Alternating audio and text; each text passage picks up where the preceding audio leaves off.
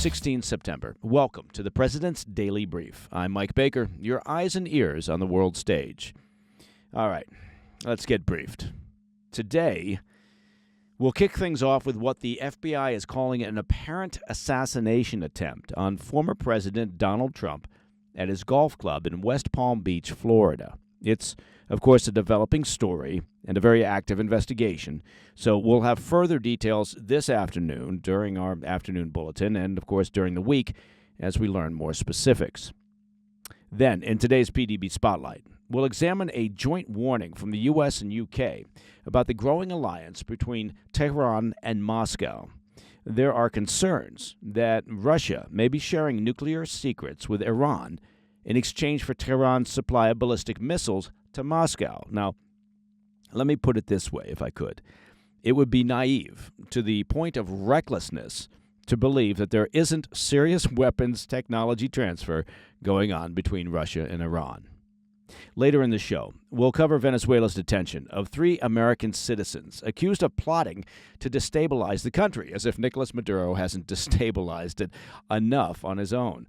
The Venezuelan government claims that they were part of a CIA-backed plot to assassinate President Maduro, because that would be Chapter 2, I believe it is, in the Dictator's Handbook for Dummies. When you're being accused of stealing the election by your own citizens, blame the CIA. Plus, we've got new details on the joint U.S. Iraqi military raid that targeted the Islamic State, ISIS, in western Iraq late last month. The U.S. has announced that 4 senior ISIS leaders were killed during that operation. And in today's back of the brief, Yemen's Houthi rebels, remember them? Well, they're still causing trouble. They're claiming to have launched a new hypersonic ballistic missile in an attack that reached central Israel, not too far from the Ben Gurion International Airport, marking the first strike of its kind in the ongoing conflict. Now, the question, of course, where could the Houthis have gotten a hypersonic ballistic missile? Well, whatever the answer, I bet it rhymes with Iran. But first, the still developing story out of Florida. Former President Trump was the target of what law enforcement is calling an apparent assassination attempt shortly before 2 p.m. on Sunday while golfing at Trump National Golf Club in West Palm Beach. According to law enforcement officials, Secret Service agents opened fire on a gunman who was just a couple of holes ahead of where the former president was playing. At the time, law enforcement sources have indicated that the gunman was between 300 and 500 yards away from the former president. Trump was unharmed, and the suspect fled the scene but was arrested shortly after. The would-be assassin has been identified as 58-year-old Ryan Wesley Routh. I guess when you're an assassin or a psycho killer, it's somewhat traditional to include your middle name. You have to use all 3 of your names, like Lee Harvey Oswald or James Earl Ray or John Wilkes Booth. Yeah. The agents reportedly spotted Routh hiding in some bushes and aiming a rifle. Well, that would be a clue. They fired on the man, who then sped away in a vehicle. Authorities later recovered what they described as an AK-47-style weapon at the scene, along with a camera and backpacks. Routh has had previous encounters with law enforcement. The FBI has launched an investigation, well, that's good, calling this, quote, what appears to be an attempted assassination of former President Trump. In a campaign email sent shortly after the incident, the former president said, "I am safe and well," adding, "Nothing will slow me down. I will never surrender."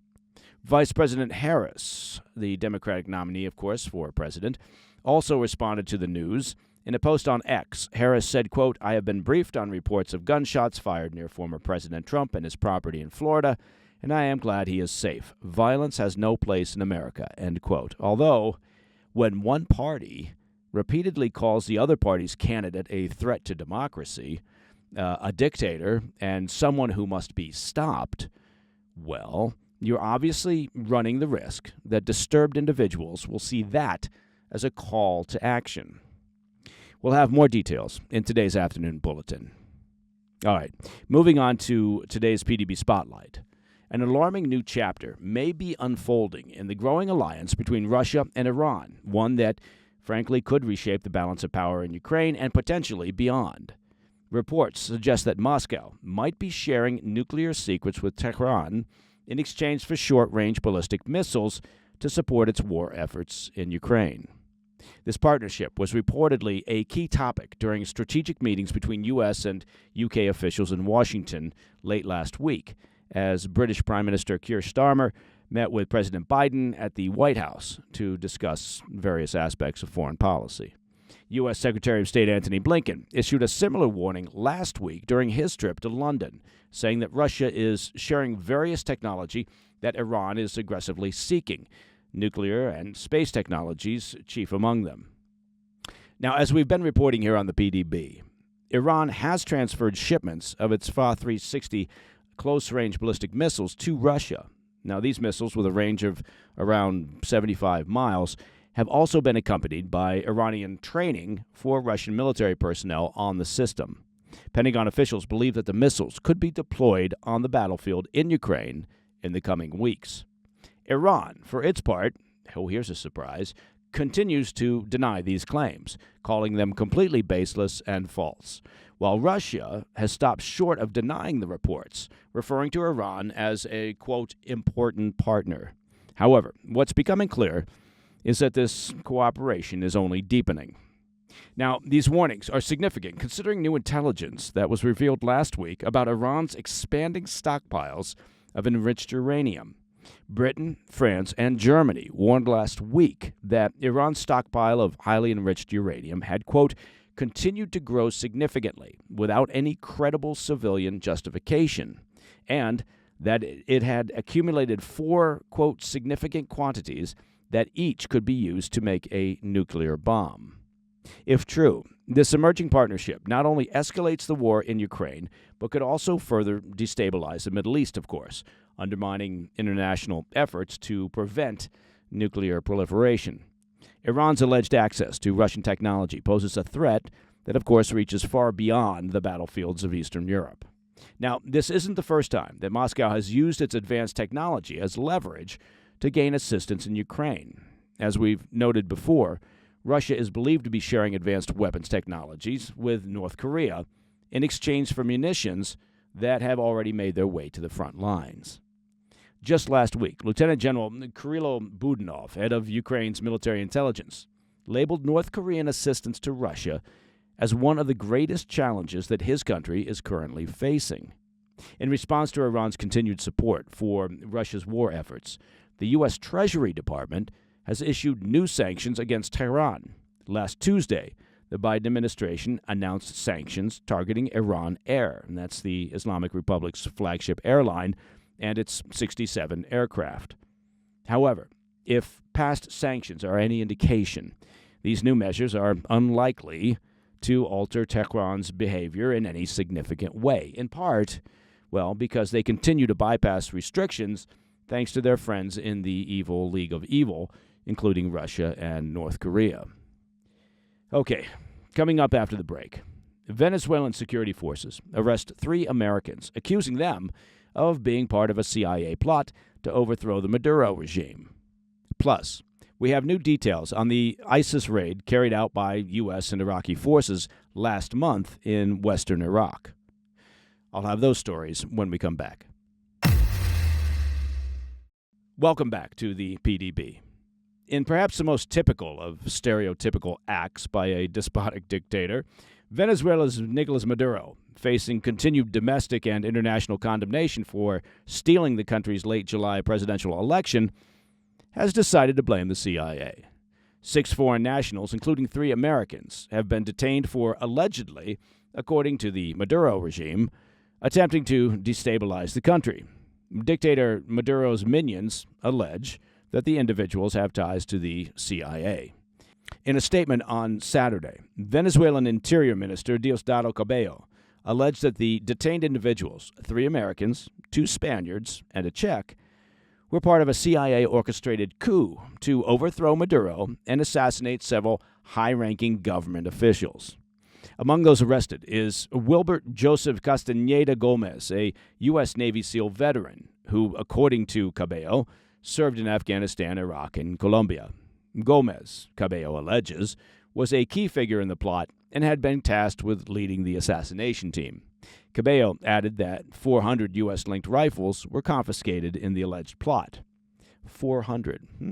In response, on the same day, the U.S. State Department confirmed the detention of a military member in Venezuela. They had, in fact, reported previously that a U.S. citizen with a military background had been detained. It acknowledges, quote, unconfirmed reports of 2 additional U.S. citizens being detained. However, the department denied any involvement, stating, quote, any claims of U.S. involvement in a plot to overthrow Maduro are categorically false. The United States continues to support a democratic solution to the political crisis in Venezuela, end quote. It's important to note that the timing of these arrests, just days after the U.S. Treasury imposed 16 sanctions on Maduro's cronies, I suppose there's no such thing as a coincidence, is there, suggests a potential escalation in the Maduro regime's efforts to portray itself as a victim of foreign interference. The Treasury Department targeted, quote, key officials involved in Maduro's fraudulent and illegitimate claims of presidential victory and its brutal crackdown of free expression following the election, end quote. The sanctions include members of the Maduro-aligned National Electoral Council, which has yet to release tally sheets proving that he won the 28th July election. Well, that's because, they got to keep making them. The sanctions also targeted 5 judges from Venezuela's Supreme Court and members of Venezuela's security forces, which arrested more than 2,400 people in the post-election crackdown launched by Maduro. Since 2017, Maduro himself has been under U.S. sanctions. And if you're wondering why Maduro's minions might arrest Spanish citizens, well, late last week, Spain's parliament officially recognized opposition candidate Edmundo Gonzalez as the winner of Venezuela's election. And as we covered on the PDB, Venezuela's attorney general hit Gonzalez with conspiracy charges, accusing him of trying to topple the government. Is there anyone who's not trying to topple the despotic dictator Maduro's government? Fearing arrest, Gonzalez has fled to Spain, where he's been granted asylum. The move outraged Maduro loyalists who called for severing ties with Spain. All right, shifting focus to western Iraq.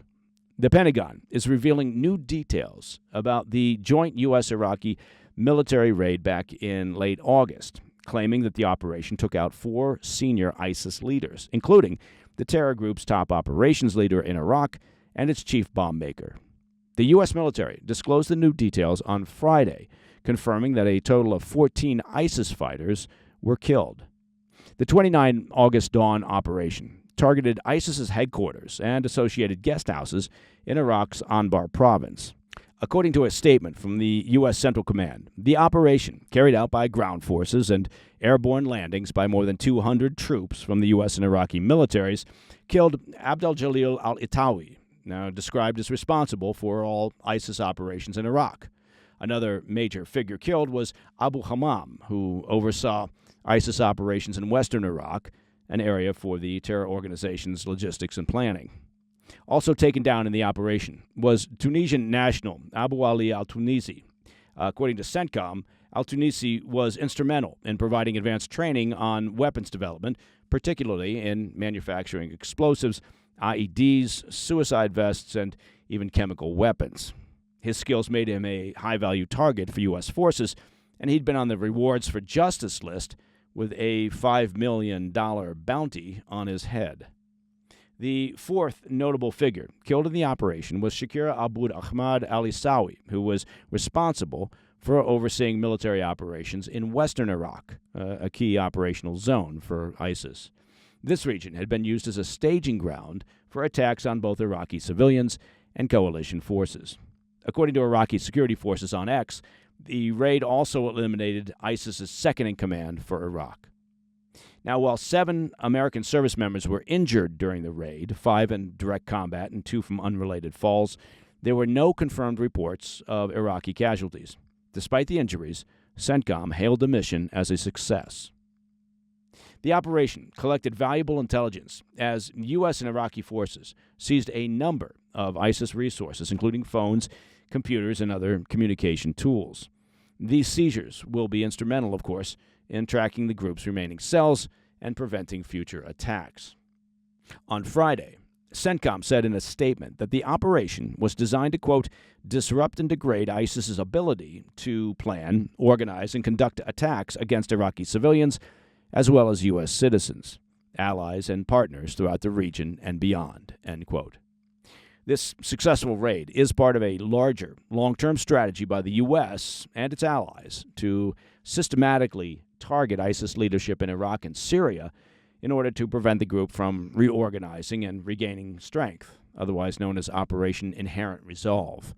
The continued targeting of high-level operatives underscores the U.S. and Iraq's commitment to eradicating the ISIS threat, despite the group's attempts to adapt and evolve. All right, coming up in the back of the brief, Yemen's Houthi rebels are claiming to have launched a new hypersonic ballistic missile in an attack that reached central Israel. I'll be right back. In today's back of the brief, the Iranian-backed Houthi rebels in Yemen have claimed responsibility for using a hypersonic ballistic missile targeting Tel Aviv Sunday morning, marking the first time that their weaponry has reached that far. While Israel's defense system failed to intercept the missile initially, it was eventually neutralized before causing damage. The Iranian-backed proxy falsely claimed Israel failed to intercept the missile. The initial failure of the defense system allowed the missile to enter Israeli airspace, causing widespread panic, with the Houthis claiming that over 2 million Israelis sought shelter. Although the missile was intercepted by Israel's Arrow system after traveling 1,300 miles in under 12 minutes, 9 people were injured from debris as they sought cover. Abu Obaida, the spokesman for the Hamas military wing Izzadin al-Qassam brigades, boasted about the missile's reach and its psychological impact on the Israeli population. He described it as a, quote, quality attack, showcasing the Houthis' ability to bypass Israel's defense systems and strike deep within Israeli territory. In response, Israeli Prime Minister Netanyahu addressed his cabinet, vowing decisive action against the Houthis for the attack. Netanyahu emphasized that Israel would impose a, quote, heavy price on those responsible, referencing past Israeli retaliations, such as the July airstrike on Houthi rebels that followed their drone strike on Tel Aviv. Obaida were further warned that more attacks would follow, particularly in the lead-up to the anniversary of the 7 October attacks. The Houthis framed the attack as part of their broader strategy to support the Palestinian people during the ongoing conflict between Israel and Hamas. Obaida pointed out that Israel's initial inability to intercept the missile reveals its vulnerability to attacks from multiple fronts, warning that Prime Minister Netanyahu is, quote, heading towards certain disaster, end quote. Now, interestingly, and of significance, following the Houthis' missile attack, Saudi Arabia called for the international community to further sanction Iran in an effort to restrict the Iran regime's ability to provide sophisticated weapons to the Houthis. The Saudis pointed out that Iran is responsible for much of the chaos in the Middle East, and a stronger, more aggressive response against the Iranian regime is required. And that, my friends, is the President's Daily Brief for Monday, 16 September. Now, if you have any questions or comments, please reach out to me at pdb@thefirsttv.com. To listen to the show ad-free, if you are hankering for an ad-free experience, well, become a premium member of the President's Daily Brief by visiting pdbpremium.com. And I do hope you had a chance to check out the latest episode of our extended weekend show, the PDB Situation Report. That's available, of course, on our YouTube channel. That's at President's Daily Brief, as well as the First TV, and, of course, all podcast platforms where you may get your podcast stuff. I'm Mike Baker, and I'll be back later today with the PDB Afternoon Bulletin. Until then, well, stay informed, stay safe, stay cool.